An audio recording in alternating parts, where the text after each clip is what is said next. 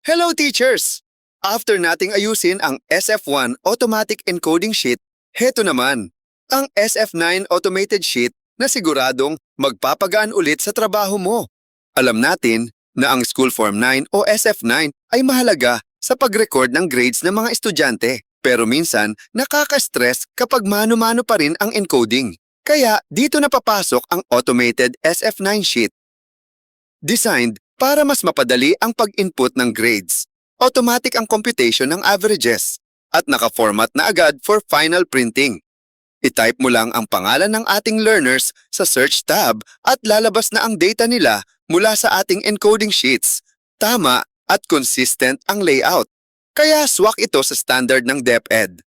Perfect para sa mga class advisors na gustong mas maging efficient sa pagtatapos ng grading period.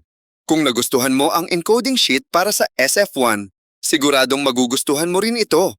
Kung interesado ka, nasa ating description and complete details.